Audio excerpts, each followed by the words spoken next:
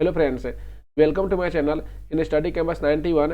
मैं आप लोगों के सामने एक बहुत ही ज़्यादा सुर्खियों में बना हुआ है कि वैक्यूम बम क्या है और ये कैसे काम करता है, इसके साइड इफ़ेक्ट क्या है और इसको बनाना क्या अपराध है और इसे कैसे यूज करते हैं, उसके बारे में जानेंगे आज। तो वैक्यूम बम या थर्मोबैरिक वेपन्स आमतौर इस्तेमाल किए जाने वाले बारूद के हथियारों से ज़्यादा खतरनाक होते हैं। क्या है वैक्यूम बम, जाने किस वजह से इसे दुनिया का सबसे घातक युद्ध हथियारों में गिना जाता है। यूक्रेन का दावा है कि रूस कर रहा इस्तेमाल फेफड़े को फाड़ देता है यह सुपर वेपन्स।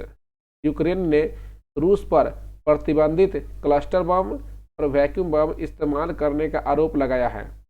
खुद यूक्रेनियन राष्ट्रपति जेलेंस्की ने दावा किया है कि व्लादिमीर पुतिन इन हथियारों का प्रयोग कर युद्ध अपराध कर रहे हैं।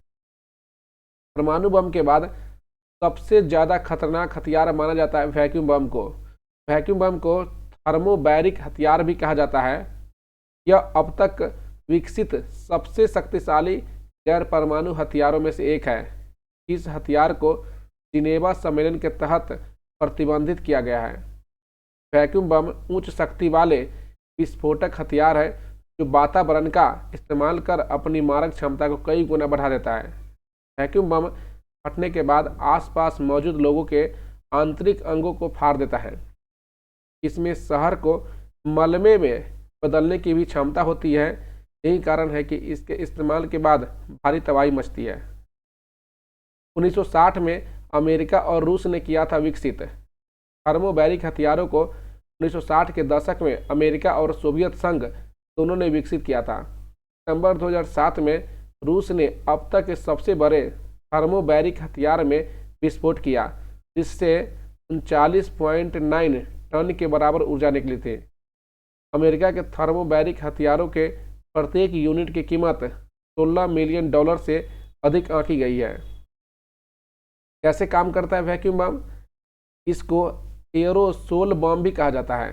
एरोसोल एक ऐसा पदार्थ है जिसको प्रेशर की मदद से किसी भी चीज़ में बंद किया जाता है और स्प्रे या छिड़काव करके उसे इस्तेमाल में लाया जा सकता है। यह बम 2 स्टेप में काम करता है। पहले स्टेप में जब यह बम सतह को छूता है तो अपने आसपास के वातावरण में बादल के रूप में केमिकल ईंधन के मिश्रण को बिखेरता है। ईंधन के ये महीन कण हवा जैसे होते हैं जो किसी भी जगह आसानी से पहुंच सकते हैं। दूसरे स्टेप में यह ईंधन जल जाता है और अपने आसपास की सारी हवा खींचकर एक ऐसा प्रेशर बनाता है, सब कुछ गर्म और जलने जैसा हो जाता है। इतना प्रेशर के परिणाम स्वरूप एक बड़ा धमाका होता है। जानकारों का कहना है कि वैक्यूम बम की विस्फोट लहर पारंपरिक विस्फोटों की तुलना में काफ़ी अधिक समय तक चलती है।